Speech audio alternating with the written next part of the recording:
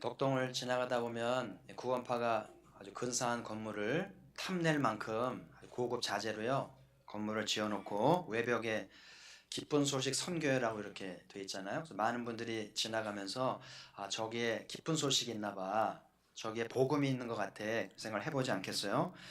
또 여기서 집회를 하게 되면 막 신문이 이렇게 전면 광고가 나고요. 막 이렇게 하면서 전국에서 버스들이 수십 대가 동원이 되면서 막 체육관을 빌리고요. 그래서 어마어마한 집회를 하면서 기쁜 소식을 이렇게 나눈다고 그래요. 그래서 오늘 이렇게 이단들이 복음을 자처하면서 기성교회를 위협하기도 하고 또 일반 시민들이 뭘 모르니까 이렇게 위협하고 미혹하는 일들이 많아지고 있고요.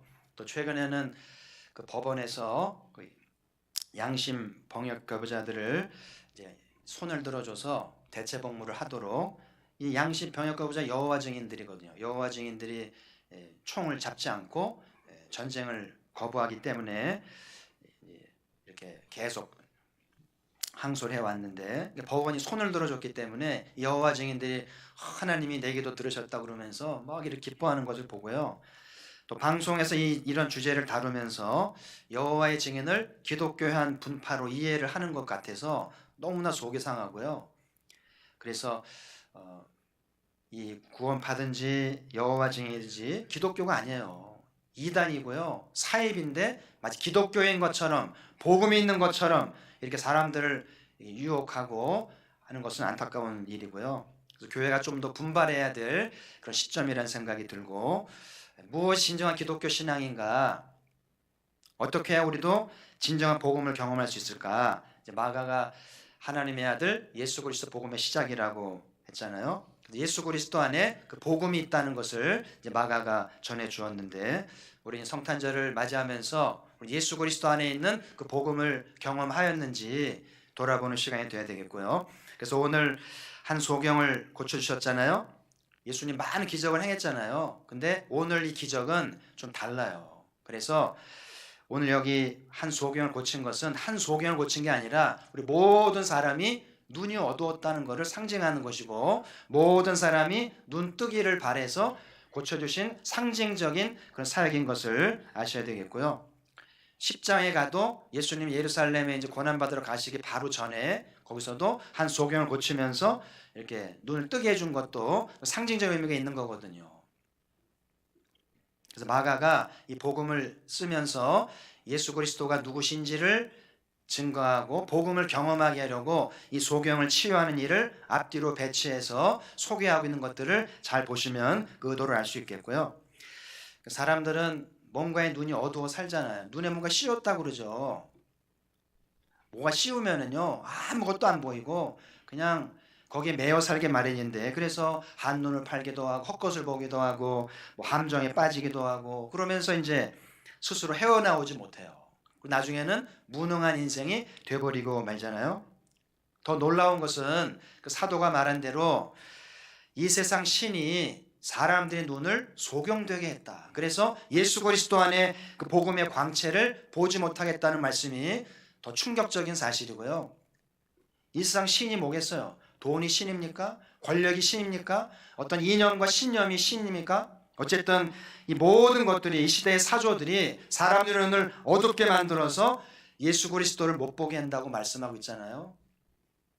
그래서 영원한 것, 그 진리를 보지 못해서 영원한 영생을 누리지 못하고 풍성한 삶을 경험하지 못한다고 말씀하신 바 있는데, 그래서 오늘 소경 고친 주님 우리가 잘 배우면서 우리 영적 눈이 띄어지기를 주의 이름으로 소망을 합니다. 자, 첫 번째는 사람들이 소경을 데리고 나와 만져주기를 바라는데요. 소경은 다른 사람 도움 없이는 다니기도 어렵고 생활도 어렵지 않겠어요? 요즘에는 뭐 안내견도 있고 이렇게 지팡이도 자동화가 돼가지고 펴졌다가 접어졌다가 참 편하기도 하고, 또 점자 책도 있고요. 엘리베이터에도 보면 층수를 알리는 점자가 있잖아요. 저도 한 번씩 이렇게 눈 감고 한번 만져보는데 당해보지 않으니까 잘 모르겠고요. 어떻게 구분을 할까? 그 점이 그 점 같은데, 그러니까 소경들에게는 굉장히 고마운 일이잖아요. 그래서 오늘 사람들이 소경을 예수님께 데려온 거는 참 잘한 일이다 그런 생각이 들고요. 주님의 도움 받아서 눈뜨기를 바랬겠죠. 마가복음 2장에 보면 그 네 명의 친구가 중풍병 앓는 친구를 데려 나왔는데 예수님이 그 친구들의 믿음을 보시고 고쳐주셨잖아요. 어쩜 오늘 이 사람들의 믿음을 보시고 이 환자를 고쳐주셨는지 모르겠는데 그 한자로 사람 인자를 보면 간단하잖아요. 사람이 뭔가 사람은 이렇게 두 물체가 기대어 있는, 그렇죠? 그 사람은 서로 의지하며 산다는 거예요. 혼자 살 수 없다는 거죠. 누군가의 도움을 받아야만 되는 그런 존재라는 이야기. 어려서는 부모를 절대 의지하죠. 부모 없이는 핏덩어리가 살 수 없어요. 절대 의지죠. 그리고 크면서 뭐 친구도 의지하고 연인도 의지하고 나이가 들면 자식을 의지하죠. 의지 안 할 수 없어요. 마지막 장례를 누가 치릅니까? 자식이 치러줘야 되잖아요. 그래서 인간은 태어나면서부터 종말까지 이렇게 의지하며 산다는 것이 참 맞는 형상 아니에요? 그 사람은 독립적인 면이 있고 의존적인 면을 갖고 살아가기 마련인데 이 양면성을 잘 균형을 이루어야 되는데 독립적인다는 말은 독선적이거나 독단적인 게 아닌 거죠. 독립적이라는 말은 공동체를 무시하고 혼자 사는 걸 의미하는 게 아니에요. 독립적이면서도 언제든지 누군가의 도움을 받을 줄 알고 손을 내밀 줄 아는 그런 자세가 포함되는 것이고요. 특별히 기독교인 된다는 것은 하나님을 절대자로 의지하는 거예요. 어떤 삶에 큰 어려움을 당하거나 생존의 위기를 만났을 때 사람들은 절대자를 찾으면서 의지해서 도움 받으려고 하는 것 아니에요. 그래서 이 절대자를 의지하는 데에는 실존주의자들의 공헌이 매우 크다고 저는 보고, 저도 대학 입시를 마치고 대학교 가기 전에 서점에 갔다가 안병옥 교수를 만난 거예요. 책을 통해서. 그래서 그분의 실존 철학을 경험하게 되면서 꽂힌 거죠. 꽂혀서 그들의 책을 읽고 공부하면서 제 신앙을 키워왔던 기억이 나는데, 이 실존주의자들이 말하기를 신앙이 뭔가 절대자 앞에 독립적으로 단독자로 서는 것이다. 우리가 많은 분들이 예배를 드린다마는 여러분 각자가 단독자로 개인자로 하나님 앞에 나아가는 거예요. 아멘. 그래서 그분을 만나는 것이 실존주의 신앙이고 철학이라는 거예요. 그래서 오늘 예수님이 이 소경을 개인적으로 만나주신 것인데요. 기독교 하나님은 연약한 자들의 하나님이시잖아요. 그래서 고아와 과부들과 나그네를 상징하는 연약한 자들의 하나님이신데, 구약을 보시면 늘 하나님이 내가 이들의 하나님이라고 그래요. 나는 고아의 아버지고 나는 나그네 하나님이고 과부의 하나님이니까 이들 특별히 돌봐주고 잘 책임질 것을 늘 강조하시잖아요. 이게 구약의 정신이고 율법의 가르침 아니겠어요? 저는 종종 고 김정석 집사님을 생각을 해요. 오래 생활하진 않았지만 정목병원에 이제 풍으로 있으실 때 전도팀에 전도를 받고 영접을 했는데 정말 열심히 하셨어요. 그 병원의 환자들을 주 앞으로 인도하고 성경을 열심히 읽고 주의를 어기지 않고 말이죠. 성실히 교회를 나오는데 저 그 교회 문턱은 높지도 않거든요. 근데 이분이 다리가 불편하니까 그 문턱 올라오는 거 얼마나 힘든지 심호흡을 하고 혼신을 다해서 발을 걸쳐놓는 걸 때마다 참 대견하기도 하고 고맙기도 하고 그런 기억이 나요. 그래서 하나님이 정말 약한 자들의 하나님, 연약한 자들의 하나님이 되시는 게 얼마나 감사한 일이고, 교회가 약한 자들의 마음을 헤아리고 그들을 위해 문턱을 낮추고 그들을 섬기는 것이 참 중요하다는 생각이 들고요. 오늘 본문에 보면 소경을 데려오면서 한번 만져주시기를 바랬다. 예수님, 이 친구 한 번만 만져주세요. 그런 마음으로 온 것 같아요. 그래서 사람은 스킨십이 필요해요. 이 포유류는 스킨십이 있어야 사는 존재입니다. 그래서 악수를 한다든지 팔짱을 낀다든지 또는 이제 허깅을 한다든지 또 쓰다듬어 준다든지 남자들은 과격하게도 하죠. 막 팔을 부딪히기도 하고 막 이렇게 하잖아요. 그렇게 사는 거예요. 왜 오늘날 사람들이 거칠어지고 포악해지는가? 스킨십이 부족한 거예요. 애정 결핍이죠. 좀 더 일찍 관심을 가져주고 이름을 불러주고 스킨십 해주었더라면 거칠어지지 않았을 텐데, 그게 방치가 되니까 시기를 놓쳐서 이제 거칠어지면서 반사회성이 되면서 사이코패스라는 용어도 나왔잖아요. 여러분, 99명이 신마산에 착한 사람이 많아도 한 사람의 사이코패스가 있으면 신마산은 흉흉한 도시가 되는 거예요. 왜 예수님이 죄인 한 사람 돌아오기를 그렇게 원하셨는가? 99명 의인보다 한 사람의 반사이코가 사회를 해치기 때문에 한 영혼의 가치를 깨달으신 것이죠. 우리가 좀 더 일찍 아껴주고 그 이름 불러주고 도와주었다라면 그런 일은 없었을 텐다는 생각이 든다는 거죠. 예수님 종말 설교에서 우리 기억해야 할 말씀이 있습니다. 한번 읽어보시죠. 마태복음 25장 35, 36절 같이 읽겠습니다. 시작. 내가 줄일 때 너희가 먹을 것을 주었고 목마를 때 마시게 하였고 나그네 되었을 때 영접하였고 헐벗었을 때 옷을 입혔고 병들었을 때 돌보았고 옥에 갇혔을 때 와서 보았느니라. 아멘. 여기 고난당하는 6종류의 이웃이 있잖아요. 예수님이 이 어려움 당한 이웃의 모습으로 변장하고 계신다. 헐벗은 이웃의 모습으로, 또 양식이 없어서 굶주린 이웃으로, 병든 모습으로 계셨다는 건데, 이렇게 이웃들을 돌봤던 사람들이 얼마나 다행해요. 주님인 줄 알았더니 다 했겠죠. 근데 모르고 했는데 알고 보니까 주님이 한 것이니까 얼마나 감사한 일인지 우리 가포교회가 해야 될 사역이 많아요. 너무나 방치된 이웃들이 많은 것 같지 않아요? 우리 청소년들, 젊은이들 가운데 좀 영상에 관심 있는 친구들이 있다. 오늘 말씀을 잘 듣고 이 주님의 종말 설교를 잘 받들어서 6종류 이웃을 찾아가서 좀 영상을 찍고 인터뷰도 하고 또 음악도 담고 해가지고 어떤 작은 다큐를 만든다면 주님이 얼마나 기뻐하실까요? 네가 내 설교를 이렇게 받들어서 알려주니까 고맙고 그렇게 하는 동안에 주님을 만나지 않을까? 그렇죠? 그래서 여러분, 어려운 이웃을 돕는 것은 시간의 문제나 돈의 문제가 아니라 마음의 문제라는 생각이 들어요. 마음만 있으면 얼마든지 가능한 일이고요. 대부분의 부모님은 자식에 대한 서운함이 있어요.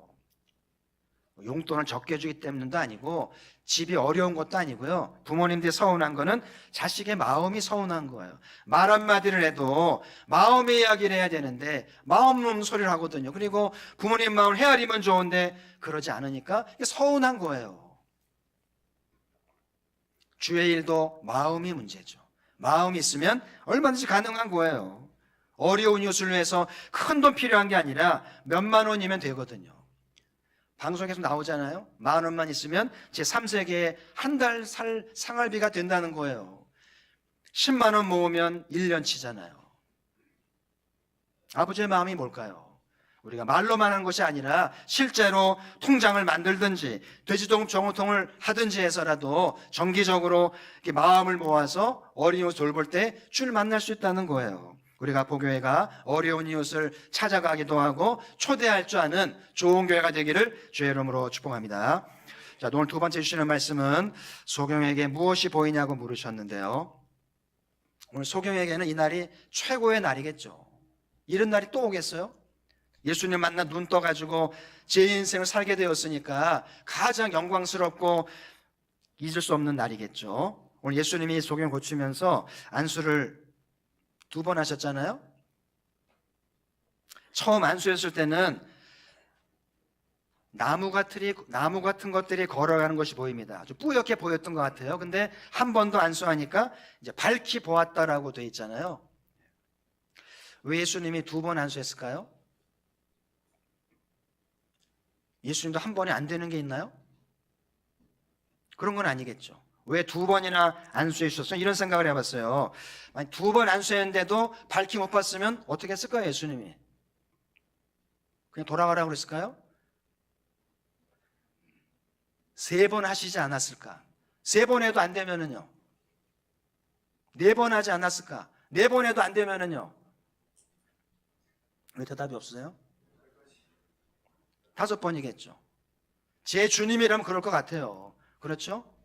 오늘 2번 안수하신 것은 능력이 모자라는 게 아니라 이 병이 심중한 게 아니라 주님의 고치시는 의지가 있는 거고 이 소경의 중심을 보시려는 거겠죠. 여러분도 주님께 안수받는다고 생각을 해보세요. 내가 오늘 교회 가서 주님께 안수받고 온다. 그러면 안수받고 뭐가 고쳐지면 좋겠어요? 뭐가 고쳐지면 좀 팔자를 고치고 인생에 살만하고 지는 날을 만회하겠어요? 그래서 간절한 마음으로 주님을 찾고 안수를 받게 되면 이런 날이 올 수 있다는 거잖아요. 예수님께서 요한에 대해서 말씀하면서 너희가 무엇을 보려고 광야에 나갔냐 그랬잖아요. 흔들리는 갈대냐? 옷 입은 여자냐? 그 여자는 궁에 있지 않느냐? 너희가 선지자를 보러 나간 거 아니냐? 그렇죠. 여러분, 교회는 왜 오신 거예요? 사람 만나러 온 거예요? 저 봉사 좀 하러 왔나요? 예수 그리스도를 만나러 오신 거죠? 아멘. 예수님 만나서 어떻게든지 안수받고 내 눈을 떠서 새로운 삶을 살기를 간절히 바라는 그런 중심과 목표가 있기를 소망합니다. 그래서 여러분, 교회 올 때 너무 다른 사람의 시선을 의식하지 마세요. 우리나라 사람들은 너무 체면 문화 때문에 표정 관리하고 아무 일 없는 듯 하면서 하는데요, 복음 만날 수 없어요. 너무 의식하지 마세요. 그리고 반대로 너무 다른 사람에 대해서 지나친 관심 가지지 않는 게 좋아요. 복음 만나는데 방해가 될 수 있어요. 여러분 중에도 그런 분들이 분명히 있을 거예요. 오늘 교회 갔을 때 제발 아무도 나한테 관심 안 가져줬으면 좋겠어요. 그런 분이 있다니까요. 너무 힘드니까 무슨 일이 있어? 뭐 집안이 묻지 않기를 바라는데 자꾸 묻는 게 부담이 되거든요. 현대인들은 복잡합니다. 그래서 관심을 가져야 할 때가 있고 관심을 꺼야 할 때가 있고요, 가까이 할 때가 있고 멀리 둘 때가 있는 거예요. 분별력 없으면 관계가 해치고 부담스러운 거거든요. 저는 그런 생각을 해봤어요. 아예 교회 올 때 저 뒤에 스티커를 2개를 만들어 놔요. 하나는 관심 꺼주세요 스티커, 하나는 관심 좀 가져달라는 스티커 만들어 놓고, 여러분 각자가 원하는 거 붙이고 있으면은 이 사람은 관심 꺼달라는 얘기구나. 그럼 무관심하면 돼요. 관심 가져달라는 사람 관심 가져주면 되는 거. 여러분 어느 쪽입니까 오늘? 관심 가져주면 좋겠어요? 좀 내버려 두면 좋겠어요? 말도 안 하잖아요. 꼭 반대로 하거든요. 교회 나오기 싫은 거예요. 좀 내버려 두면 좋은데, 오늘은 좀 챙겨주면 좋은데 거꾸로 하거든요. 힘들어요. 그래서 여러분, 제일 좋은 건 내가 나를 표현하면 돼요. 오늘은 저 좀 내버려 두세요. 그리고 얘기하든지, 오늘은 좀 챙겨달라고 말하든지. 중요한 거는 남의 시선 의식하기보다는 주님께 집중해서 오늘은 기필코 몇 번이라도 안수받고 내 눈 뜨겠다. 이게 중요한 거예요. 오늘 예수님께서 무엇이 보이냐고 그러잖아요. 이렇게 질문하실 때는 주님의 능력이 나온 거예요. 변화가 일어났다는 이야기죠. 그래서 여러분, 기도할 때마다 예수님의 질문을 받아 하세요. 무엇이 보이느냐? 무엇이 보이느냐? 그럼 여러분은 무엇이 보인다고 말하면 좋겠죠. 히브리서 11장 1절, 믿음은 바라는 것들의 실상이요. 한번 따라 합시다. 믿음은 바라는 것들의 실상이요. 지금 주님 우리 눈에 보이지 않아요. 근데 그 믿음을 가지게 되면, 주님이 계시다는 믿음을 가지게 되면 그 믿음으로부터 어떤 실상이 나오는데, 소경이 눈을 뜨듯이 어떤 구체적인 변화가 나타나는 이 실상이 영어로 말하면 블루프린트예요. 모든 설계도면 푸른색으로 복사가 되잖아요. 그 설계도대로 지어지는 것처럼 믿음을 가지게 되면 어떤 실상, 고쳐지는, 변화되는 실상을 보게 되는데 영적 안목이 열리게 되고 신령한 눈이 띄어지게 되는 것이죠.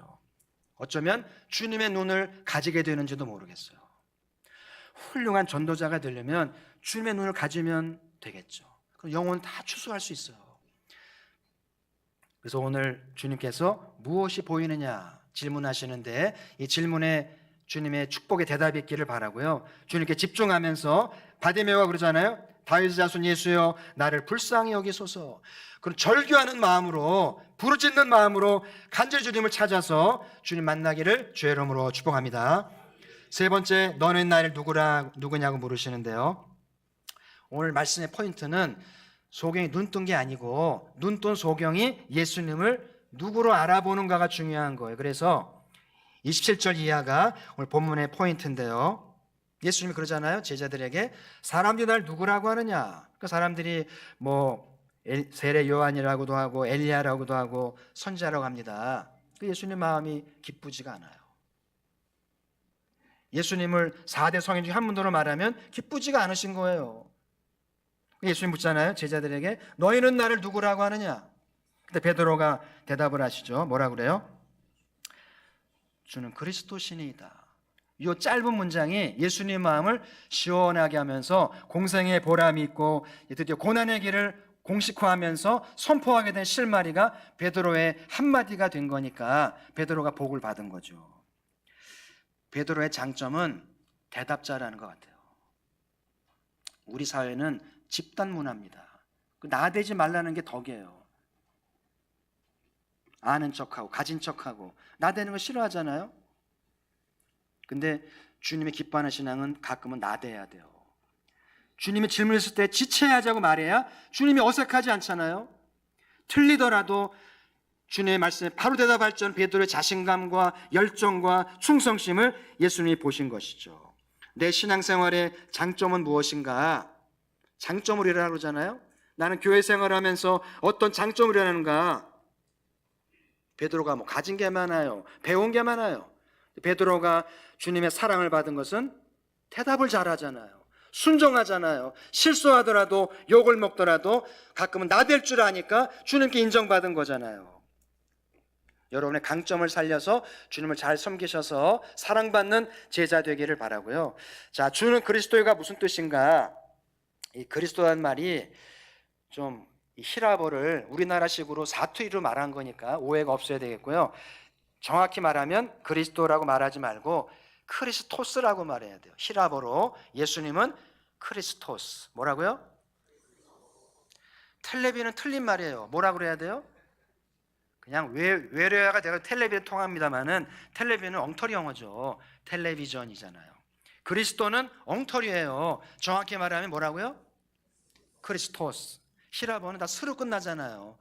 소크라테스, 아리스토텔레스, 스스로 끝나잖아요. 그 스가 있어야 되는 건데 예수님은 크리스토스이십니다. 이걸 히브리어로 말하면 메시아가 되는 거예요. 이게 중요한 거예요. 이번 성탄절에 예수님이 이 메시아임을 아는 게 매우 중요한데요. 메시아는 기름을 부었다는 뜻이에요. 하나님이 특별한 사명을 위해서 기름을 부으시는데요. 왕이 임명될 때, 선지자가 임명될 때, 제사장 임명될 때 기름을 부어서 특별한 사명을 하게 했잖아요. 그렇죠? 그럼 예수님은 무엇 때문에 기름을 부으셨나요? 어떻게, 무엇을 위해서 메시아가 되신 거예요? 온 인류를 구원하시려는 거죠. 그래서 하나님께서 예수님에게 메시아의 이 기름을 부으셨는데 왕과 선지자와 제사장 세 가지를 다 하시도록 삼중직이라, 예수님의 삼중직이라고 그러죠. 세 가지 일을 다 하게 하셔서 인류를 구원하게 하시려고 메시아가 된 거예요. 어떤 선지자도 어떤 하나님 사람도 메시아는 아니에요. 오직 그리스도만이 메시아인 줄 믿습니다. 그래서 예수님이 우리를 왕이니까 다스리시고, 선지자니까 말씀을 선포하시고, 제사장이니까 우리를 위해 중보하시고 우리를 도우시는 거예요. 오늘 베드로가 예수님은 그리스도라고 말한 것은 예수님은 나의 왕이십니다. 나를 다스리십니다. 예수님은 나의 선지자셔서 나에게 말씀을 주시고 나의 제사장 되셔서 나를 위해 중보하시고 나를 인도하시는 분이다라고 고백한 거예요. 할렐루야. 지금 우리 사회도 메시아가 필요하지 않아요? 너무나 사건 사고가 많고요. 너무나 백성들이 불안해하잖아요. 그런데 메시아가 오셔서 우리를 다스리시고 말씀을 주시고 품어주신다면 얼마나 살기 좋은 나라가 될까? 아멘. 성탄을 기다리는 거예요. 메시아로 오셔서 이 한반도를 축복하시기를 기다리는, 그래서 성탄 행사가 중요하고 성탄 예배가 값진 거예요. 우리 가포교회가 성탄 행사를 풍성케 하고 성탄 예배를 잘 드려서 예수님이 메시아가 되셔서 우리를 축복하시기를 간절히 소망합니다. 지금 북한과 미국과 우리나라 사이에 굉장한 변화가 일어나고 있어요. 한반도에 좋은 날이 있어야 될 텐데 이번 성탄절을 계기로 하나님이 이 한반도에 성탄의 선물을 주셔서 한반도가 정말 살기 좋은 나라가 되면서 열방의 복음을 전하는 나라가 될 수 있다면 얼마나 신나는 날이 될까. 그리고 메시아를 기다려야 돼요. 이제 말씀의 결론인데요, 예수님의 소경을 뜨셨는데요, 이 소경은 스스로 주님께 올 수 없었는데 이웃들의 도움을 통해서 주님께 오게 되었어요. 여러분, 교회 올 때 누군가를 데려오는 전통을 만들어 갑시다. 가족을 데려오든 친구를 데려오든 거래처를 데려오든 그 사람들은 관심을 가져줘야 돼. 이름도 불러주고 좀 챙겨주고 함께 해주면서 주님께 초대할 줄 아는, 혼자 천국 가지 말고 함께 천국 가는 교회를 만들어 가시길 주의 이름으로 축복합니다. 무엇이 보이느냐? 우리가 봐야 될 건 뭘까요? 여러분, 기도할 때 눈 감았다 뜨잖아요. 뭔가 새로운 게 보여야 할 텐데요. 우리가 뭘 봐야 될까요? 첫 번째는 어디로 가야 할지, 그걸 봐야 돼요. 동서남북 어디로 가야 할지. 그 다음에 이제 퇴직도 하고 나이도 먹는데 고령화가 됐기 때문에 무엇을 해야 할지, 무슨 일을 해야 될지 좀 봐야 되잖아요. 무엇보다도 나는 누구인지. 정체성이 흔들리고 있어요. 아버지의 정체성, 부모의 정체성, 직분의 정체성 다 흔들리고 있잖아요. 눈을 떠서 내가 누구인지 볼 수만 있다면 얼마나 당당하게 씩씩하게 살 수 있을까. 눈을 뜬다고 말할 때는요, 뭐 사랑의 눈을 뜬다든지 공부의 눈을 뜬다든지 신앙의 눈을 뜬다든지, 그게 무슨 말이겠어요? 철이 드는 거죠. 눈을 뜬다는 것은 철이 들어서 제자리로 돌아오는 걸 말하는 거예요. 그리고 눈을 뜬다는 것은 전에 보지 못했던 새로운 삶의 차원을 보게 되는 거. 전에는 시켜야 하고 의무적으로 하고 그냥 생색을 냈는데, 이제는 눈을 뜨게 된다는 것은 자발적이고 열정적이고 창의적으로 하는 거예요. 할렐루야. 사람이 달라지죠. 인정받는 게 달라지고 삶의 차원이 달라지는 거예요. 오늘 나에게 예수님은 누구이신가? 여러분, 신앙은 결혼과 같은 거예요. 결혼을 했으면 딴 여자 보면 안 돼요. 딴 남자 보면 안 되죠. 그렇죠? 신앙도 마찬가지. 주님 택했으면 세상에 종교도 많고 가치도 많지만 주님만이 소망이라고 말해야 할 줄 믿습니다. 예수 그리스도의 유일성을 흔들리지 말아야 돼요. 예수님은 나의 메시아이신가? 오늘 이 아침에 예수님, 당신은 나의 왕이십니다. 나는 당신의 신하입니다. 예수님은 나의 선지자이셔서 하나님 말씀을 선포해 주시고 나의 제상 되셔서 나를 위해 중보하시고 나의 삶을 인도하십니다를 고백하셨다면 얼마나 멋진 삶이 될 수 있을까요? 이 성탄절에 베드로의 고백처럼 예수 그리스도는 나의 메시아이십니다. 고백할 수 있기를 바라고요. 예수님이 나의 삶의 길 되시고 나의 주 되시면 무슨 일을 만나든지 만사형통할 수 있어요. 요셉 보세요. 노예로 팔렸잖아요. 옥에 갔잖아요. 문제가 되지 않아요. 오히려 노예로 팔렸기 때문에, 옥에 갔기 때문에 요셉이 총리가 됐잖아요. 하나님 손에 붙들리게 되면 무슨 일을 만나든지 만사형통한다는 말이 그런 뜻인 거예요. 이번 성탄절에 예수 그리스도를 주로 고백하여 만사형통하는 우리 모두가 되기를 주의 이름으로 축복합니다. 하나님